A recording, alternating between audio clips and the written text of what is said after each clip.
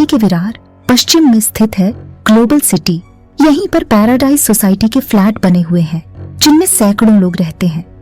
20 जनवरी 2019 को इस सोसाइटी में रहने वाले लोग जब नीचे आ जा रहे थे तभी उन्हें तेज बदबू आती महसूस हुई। वैसे तो यह बदबू पिछले 2 दिनों से महसूस हो रही, लेकिन उस दिन बदबू असहनीय थी। कई दिन से बदबू की वजह से लोग नाक बंद कर चले जाते थे। उन्हें यह पता नहीं लग रहा था कि आखिर दुर्गंध आ कहां से रही है। सोसाइटी के गार्डों ने भी इधर उधर देखा कि कहीं कोई बिल्ली या कुत्ता तो नहीं मर गया, पर ऐसा कुछ नहीं मिला। 20 जनवरी को अपराह्न 11 बजे के करीब सोसाइटी के लोग इकट्ठा हुए और यह पता लगाने में जुट गए कि आखिर बदबू आ कहां से रही है। थोड़ी देर की कोशिश के बाद उन्हें पता चल गया कि बदबू और कहीं से नहीं बल्कि सेप्टिक टैंक के चैम्बर से आ रही है। किस फ्लैट की टॉयलेट का पाइप बंद है यह पता लगाने और उसे खुलवाने के लिए सोसाइटी के लोगों ने 2 सफाई कर्मियों को बुलवाया।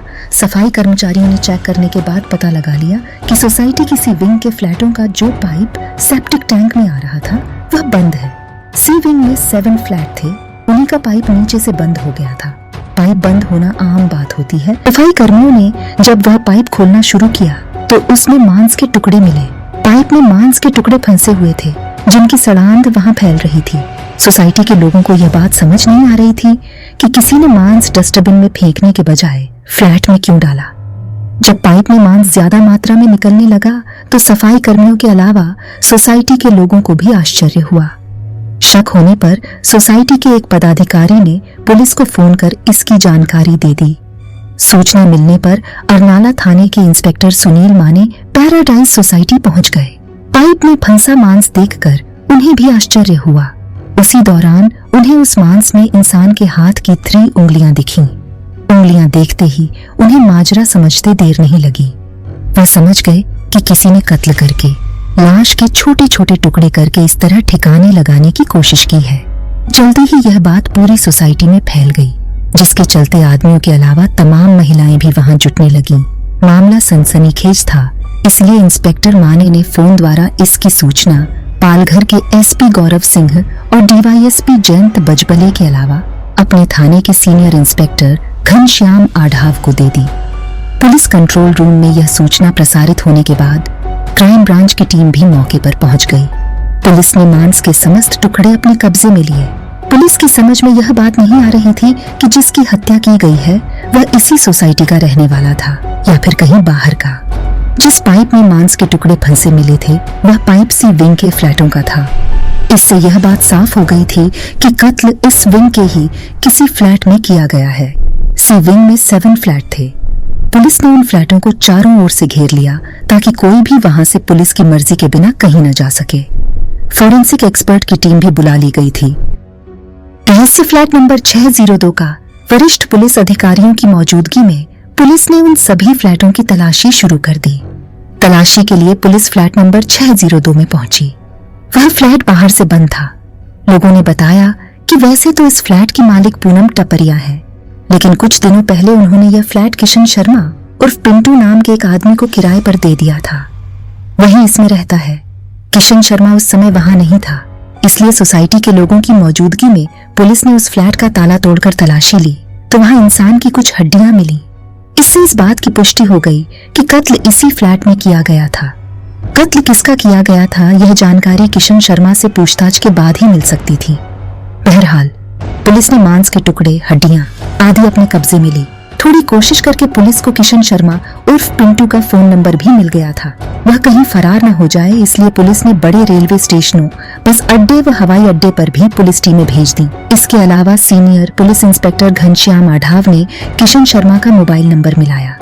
इत्तेफाक से उसका नंबर मिल गया। उन्होंने अपनी पहचान छिपाते हुए किसी बहाने से उसे एक जगह मिलने के लिए बुलाया। उसने आने के लिए हाँ कर दी तो वहां पुलिस टीम भेज दी गई। वह आया तो सादा लिबास में मौजूद पुलिसकर्मियों ने उसे दबोच लिया। 40 वर्षीय किशन शर्मा को हिरासत में लेकर पुलिस थाने लौट आई। एसपी गौरव सिंह की मौजूदगी में जब उससे उसके फ्लैट नंबर 602 में मिली मानव हड्डियों और मांस के बारे में पूछताछ की गई तो थोड़ी सी सख्ती के बाद उसने स्वीकार कर लिया कि उसने अपने 58 वर्षीय लंगोटिया यार गणेश विठल कोलटकर की हत्या की थी। पुलिस ने मृतक के शरीर के अन्य हिस्सों के बारे में पूछा तो किशन ने बताया कि उसने गणेश की लाश के करीब 500 टुकड़े किए थे। कुछ टुकड़े टॉयलेट में फ्लश कर दिए और कुछ टुकड़े टेरेस से सफर के दौरान फेंक दिए थे। किशन के अनुसार उसने सिर तथा हड्डियां भायंद्र की खाड़ी में फेंकी थीं। गणेश विट्ठल किशन शर्मा का घनिष्ठ दोस्त था, तो आखिर ऐसा क्या हुआ कि दोनों के बीच दुश्मनी हो गई। दुश्मनी भी ऐसी कि किशन शर्मा ने उसकी हत्या कर लाश का कीमा बना डाला। इस बारे में पुलिस ने किशन शर्मा से पूछताछ की तो इस हत्याकांड की दिल दहला देने वाली कहानी सामने आई। किशन शर्मा मुंबई के सांता क्रूज इलाके की राजपूत चाल के कमरा नंबर 4/13 में अपनी पत्नी और 2 बच्चों के साथ रहता था। उसने मुंबई विश्वविद्यालय से मानव शरीर रचना एवं क्रिया विज्ञान में सर्टिफिकेट कोर्स किया था, लेकिन अपने कोर्स के मुताबिक उसकी कहीं नौकरी नहीं लगी तो वह शेयर मार्केट में काम करने लगा। करीब 8 महीने पहले उसकी मुलाकात थाने जिले के मीरा रोड की आविष्कार सोसाइटी में रहने वाले गणेश विट्ठल कोलटकर से हुई, जो बाद में गहरी दोस्ती में तब्दील हो गई थी। गणेश की अपनी प्रिंटिंग प्रेस थी। एक दिन गणेश ने किशन शर्मा से कहा कि अगर वह प्रिंटिंग प्रेस के काम में 1 लाख रुपए लगा दे तो पार्टनरशिप में प्रिंटिंग प्रेस का धंधा किया जा सकता है। किशन इस बात पर राजी हो गया और उसने 1 लाख रुपए अपने दोस्त गणेश को दे दिए। इसके बाद दोनों दोस्त मिलकर धंधा करने लगे। किशन मार्केट का काम देखता था। कुछ दिनों तक तो दोनों की साझेदारी ईमानदारी से चलती रही, पर जल्द ही गणेश के मन में लालच आ गया। वह हिसाब में हेराफेरी करने लगा। किशन को इस बात का आभास हुआ तो उसने साझेदारी में काम करने से मना करते हुए गणेश से अपने 1 लाख रुपए वापस मांगे। काफी कहने के बाद गणेश ने उसके 40,000 रुपए तो वापस दे दिए, लेकिन 60,000 रुपए वह लौटाने का नाम नहीं ले रहा था। किशन जब भी बाकी पैसे मांगता तो वह कोई न कोई बहाना बना देता था। वह उसे लगातार टालता रहा। इसी दौरान किशन को सूचना मिली कि गणेश 56 साल की उम्र में शादी करने वाला है। इस बारे में किशन ने उससे बात की तो गणेश ने साफ कह दिया कि अभी उसके पास पैसे नहीं हैं, पहले वह शादी करेगा, इसके बाद पैसों की व्यवस्था हो जाएगी तो दे देगा। गणेश की यह बात किशन को बहुत बुरी लगी। वह समझ गया कि गणेश के पास पैसे तो हैं, लेकिन वह देना नहीं चाहता। लिहाजा उसने दोस्त को सबक सिखाने की ठान ली। उसने तय कर लिया कि वह गणेश को ठिकाने लगाएगा। योजना बनाने के बाद उसने विरार क्षेत्र की पैराडाइज सोसाइटी में फ्लैट नंबर 602 किराए पर ले लिया। वह फ्लैट पूनम टपरिया नाम की महिला का था। किशन कभी कभी अकेला ही उस फ्लैट में सोने के लिए चला आता था। योजना के अनुसार 16 जनवरी 2019 को किशन शर्मा अपने दोस्त गणेश विट्ठल कोलटकर को लेकर पैराडाइज सोसाइटी के फ्लैट में गया। फ्लैट में घुसते ही किशन ने उससे अपने 60,000 रुपए मांगे। इसी बात पर दोनों के बीच झगड़ा हो गया। झगड़े के दौरान किशन ने कमरे में रखा डंडा गणेश के सिर पर मारा। एक ही प्रहार में गणेश फर्श पर गिर गया। कुछ ही देर में उसकी मौत हो गई। गणेश की मौत हो जाने के बाद किशन के सामने सबसे बड़ी समस्या उसकी लाश को ठिकाने लगाने की थी। इसके लिए उसने assistant police inspector Ashwini Bidre गोरे की हत्या से संबंधित जानकारियां इकट्ठा की ताकि पुलिस को आसानी से गुमराह किया जा सके। उसने YouTube पर भी डेड बॉडी को ठिकाने लगाने के वीडियो देखे। उनमें से उसे एक वीडियो पसंद आया जिसमें लाश को छोटे छोटे टुकड़ों में काटकर उन्हें ठिकाने लगाने का तरीका बताया गया था। यह तरीका उसे आसान भी लगा क्योंकि वह मानव शरीर रचना एवं क्रिया विज्ञान की पढ़ाई कर चुका था। इसके लिए तेजधार के चाकू की जरूरत थी।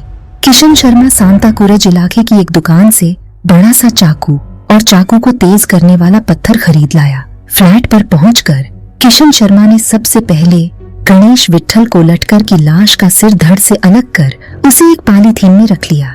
इसके बाद उसने लाश के 500 से अधिक टुकड़े कर दिए। शरीर की हड्डियों और पसलियों को उसने तोड़कर अलग कर लिया था। वह मांस के टुकड़ों को टॉयलेट की फ्लश में डालता रहा। सिर और हड्डियां उसने भायेंद्र की खाड़ी में फेंक दी। कुछ हड्डियां उसने पॉलीथीन की थैली में भरकर ट्रेन से सफर के दौरान रास्ते में फेंक दी थी। उसका फोन भी उसने तोड़कर फेंक दिया था। उधर गणेश विट्ठल कई दिनों से घर नहीं पहुंचा तो उसकी बहन अनघा गोखले परेशान हो गई। उसने भाई को फोन करके बात करने की कोशिश की, लेकिन उसका फोन बंद मिला। फिर वह 20 जनवरी को मीरा रोड के नया नगर थाने पहुंची और पिछले 4 दिनों से लापता चल रहे भाई गणेश विट्ठल की गुमशुदगी दर्ज करा दी। पुलिस ने किशन शर्मा से पूछताछ के बाद गणेश विट्ठल का सिर बरामद करने की कोशिश की, लेकिन वह नहीं मिला। अंततः जरूरी सबूत जुटाने के बाद हत्यारोपी किशन शर्मा को न्यायालय में पेश कर जेल भेज दिया। पुलिस मामले की तफ्तीश कर रही है।